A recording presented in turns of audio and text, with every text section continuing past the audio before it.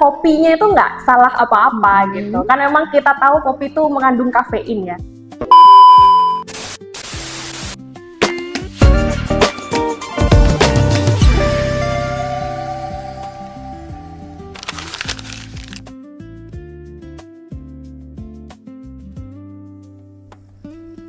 Assalamualaikum warahmatullahi wabarakatuh. Halo Sobat Sehat RSU Unmu Jember, selamat datang di Prima, podcast informasi masyarakat sehat RSU Unmu Jember, di mana sebuah platform digital untuk ruang berbagi yang akan membahas seputar kesehatan. Siapa nih di sini yang masih belum mulai aktivitas kalau belum ngopi? Atau bahkan bisa ngopi sampai beberapa gelas dalam sehari. Nah, ngopi memang sudah jadi bagian dari gaya hidup banyak orang. Namun, pernah nggak sih kita bertanya, apakah kebiasaan ini benar-benar aman untuk kesehatan? Apakah kopi bisa memicu kendala kesehatan, mulai dari diabetes, kolesterol, hipertensi, masalah lambung, bahkan obesitas? Nah, episode kali ini kita akan membahas fakta mitos seputar topik tersebut bersama narasumber yang luar biasa, yaitu Dr. Mada Koyuledi Tursina. Jadi, siapkan kopi favorit Anda dan mari kita mulai. Selamat pagi, Dokter. Pagi, Mbak. Kabarnya gimana nih, Dok? Alhamdulillah baik. Alhamdulillah baik ya. Iya. Oke, untuk kesibukan akhir-akhir ini apa aja nih, Dok? Sebenarnya nggak jauh-jauh dari pasien ya, dan rumah sakit. Iya, Jadi kalau nggak jaga rumah sakit, visitor pasien, ya paling ujung-ujungnya juga praktek di rumah. Itu aja sih. Oh, praktek juga ya, Dok ya? Iya, di rumah. tuh. Dan juga di sini juga jaga IGD ya, Dok ya? Iya, betul.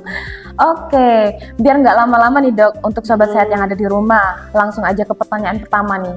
Kan tadi kita untuk topiknya terkait tren ngopi nih ya, Dok ya, yang betul. menjadi tren kalangan hari ini.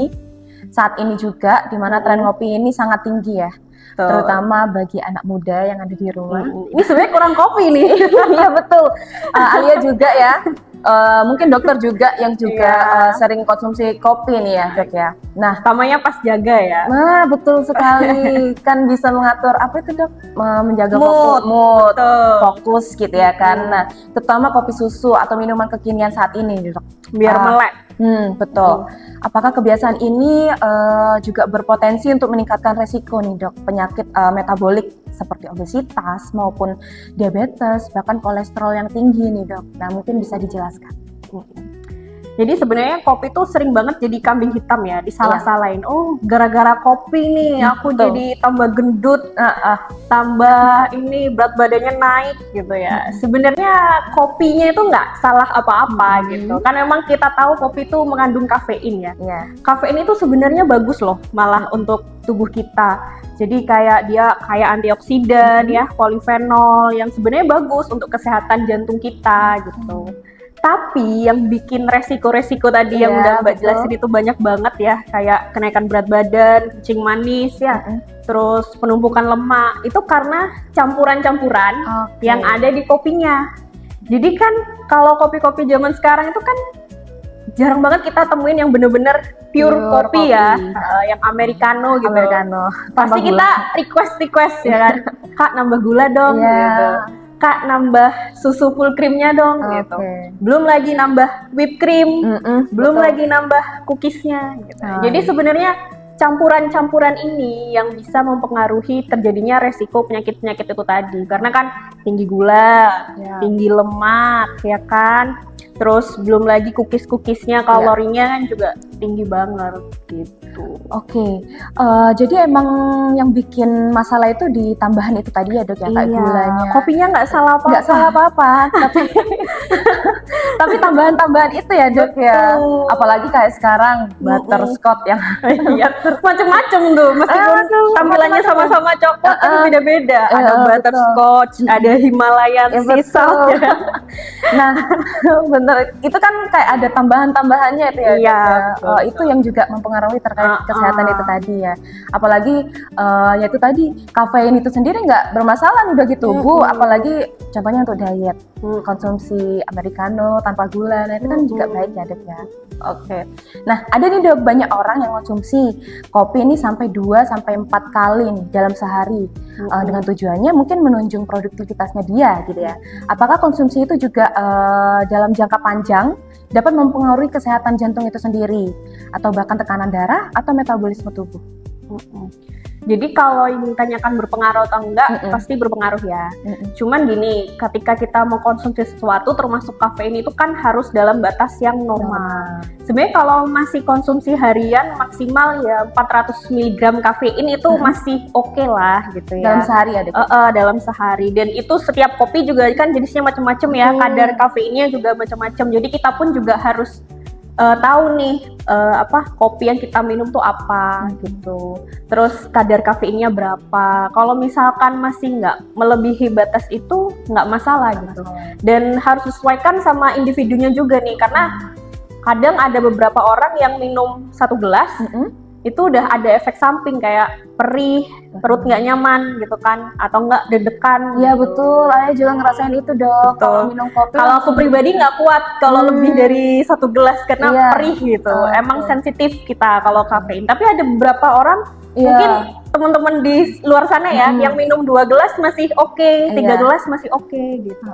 Biasanya 1 porsi gelas kopi itu biasanya yang sasetan itu ya rentangnya 100 mg lah. Jadi sebenarnya masih normal kita konsumsi 2 gelas itu masih aman, tapi dengan catatan disesuaikan dengan pribadi kita masing-masing juga gitu. Nah, berarti untuk yang perlu kita perhatikan lebih nih, bagi mungkin ada penderita penyakit apa nih, apa aja nih Dok yang perlu istilahnya harus aware, hati-hati gitu ya. Betul, terkait konsumsi ini.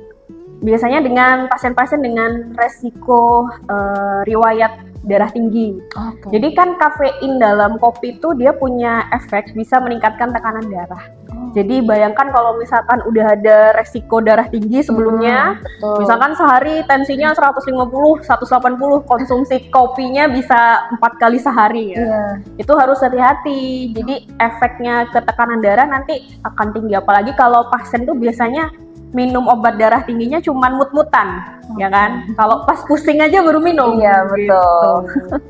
Nah, dan juga kopi ini sering dikaitkan sama masalah lambung nih ya, Dok ya. Apalagi kita yang mungkin sobat sehat yang ada di rumah yang juga sekarang kayak itu sakit GERD atau yang punya emah gitu ya kan, atau asam lambung. Nah, itu mungkin bisa dijelaskan terkait hubungan dari kebiasaan minum kopi itu tadi sama keluhan-keluhan itu tadi.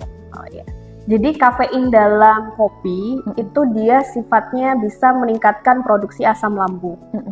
Nah, kalau pada beberapa orang yang memang sensitif kafein ya, peningkatan produksi asam lambung ini bisa bikin efeknya itu kayak perih, mual, deg-degan, atau cemas gitu ya, kayak gelisah gitu. Atau bahkan susah tidur nih. Ada pertanyaan lagi nih Dok, banyak orang minum kopi ini saat perut kosong, biasanya di pagi hari gitu ya Dok ya. Nah, mungkin apa dampaknya terhadap lambung atau terkait hormon stresnya atau kesehatan pencernaan mereka secara keseluruhan? Ya, biasanya kalau kebiasaan orang-orang nih ya, minum kopi tuh dikonsumsinya sebelum sarapan. Biasanya kan pagi-pagi ya, biar seger gitu. Nah, tapi harus hati-hati, karena kan kafein ini kalau misalkan dikonsumsi pada saat perut yang kosong, nah bayangin perutnya masih kosong nih, belum isi makanan, terus produksi asam lambungnya makin naik gitu ya. Nah, ditakutkan untuk teman-teman yang sensitif sama kafein, akan ada keluhan kayak perih perutnya, kayak kembung lah ya, bahkan sampai kayak muntah, mual, kayak gitu. Terus terkait hormon stres sih, untuk setiap orang juga beda-beda ya. Ada yang memang minum kopi, dia makin ngerasa kayak adrenalinnya makin kekejar nih, makin semangat gitu kan ya. Kalau itu sih sebenarnya tergantung pribadi gitu. Tapi kalau kebiasaan untuk konsumsi kopi pada saat perut yang kosong itu aku tidak menganjurkan untuk teman-teman yang sensitif sama kafein gitu. Jadi harus hati-hati. ya. Saat ini banyak anak muda nih dok ya, yang mengonsumsi kopi yang dimana sebagian dari mereka itu bisa dikatakan dari gaya hidup lah ya. Nah, apakah kebiasaan ini dapat meningkatkan resiko nih dok, munculnya sindrom metabolik pada usia yang lebih muda? Sindrom metabolik itu sendiri kan sebenarnya kumpulan gejala ya, kayak salah satunya itu diantaranya obesitas, terus diabetes mellitus atau kita kalau awamnya nih bilangnya kencing manis ya, betul. Kadar gula darahnya tuh naik di atas normal gitu ya, terus lingkar perutnya nih nambah gitu kan, antara perempuan ataupun laki-laki gitu. Nah jelas berpengaruh, jadi zaman sekarang itu ibaratnya kalau nggak ngopi nggak keren ya. Iya betul. Kalau Gen Z atau gen-gen milenial zaman sekarang hari kalau bisa ngopi ya dok ya gitu ke kafe. Kayak misalkan habis gajian, ngopi yuk, nongki nanti. Gitu. Sedangkan ngopinya sendiri itu kan nggak bener-bener kopi aja, pasti kan di situ banyak campuran-campurannya gitu. Apalagi kan zaman sekarang kalau kita istilahnya kalau mager ya, mager mau ke kafenya kita bisa pesen lewat ojek online. Nah itu aksesnya makin gampang banget gitu buat teman-teman zaman sekarang buat ini minum kopi-kopian zaman kini gitu. Belum lagi ada yang jual kopi di jalanan ya kan, yang bener-bener harganya pun terjangkau. Jadi memang harus hati-hati juga buat teman-teman yang setiap hari minum kopi, bahkan bisa 3 gelas yang kopi-kopi kecampur itu. Karena kan konsumsi gula harian itu sebenarnya maksimal kurang lebih hanya 25 gram. Bayangkan 1 gelas takar kopi itu bisa 20 gram atau bahkan lebih. Nah, kalau kita minum sehari 3 gelas kopi-kopian kayak gitu ya, nah, itu lama-kelamaan tubuh kita nggak bisa kompensasi, organ kita rusak. Kalau ada yang namanya pankreas. Nah, pankreas itu memproduksi insulin. Insulin fungsinya untuk memetabolisme gula-gula ini untuk jadi energi. Nah, kalau misalkan gulanya terlalu banyak, kerja pankreas kita capek gitu. Akhirnya apa yang terjadi? Ya, itulah muncul penyakit-penyakit seperti kencing manis gitu. Ada pertanyaan lagi nih dok, bagaimana sih cara membedakan untuk konsumsi kopi yang masih sehat dengan konsumsi kopi yang sudah berlebihan dan mungkin sudah mulai berdampak nih pada organ tubuh seperti hati, lambung, jantung, dan sebagainya. Jadi kalau konsumsi kopi yang masih dianggap sehat dan aman itu ya yang jelas tidak memberikan efek negatif ya dalam tubuh kita gitu. Jadi masih aman gitu. Ketika kita konsumsi kopi dan mulai ada efek-efek negatif, kayak misalnya kita jadi perih perutnya, kembung, mual muntah gitu ya, terus kayak beberapa orang dengan usia yang lebih tua tuh biasanya kayak deg-degan, atau kita sebutnya palpitasi kalau bahasa medisnya ya, terus jadi susah tidur gitu ya, atau gelisah, nah itu berarti udah arahnya nggak sehat nih gitu, jadi harus hati-hati kalau sudah ada gejala itu.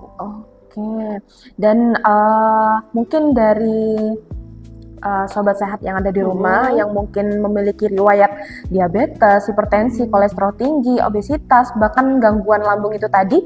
Nah mungkin apakah ada nih dok rekomendasi dari dokter sendiri agar tetap bisa menikmati kopi nih mereka dengan aman gitu?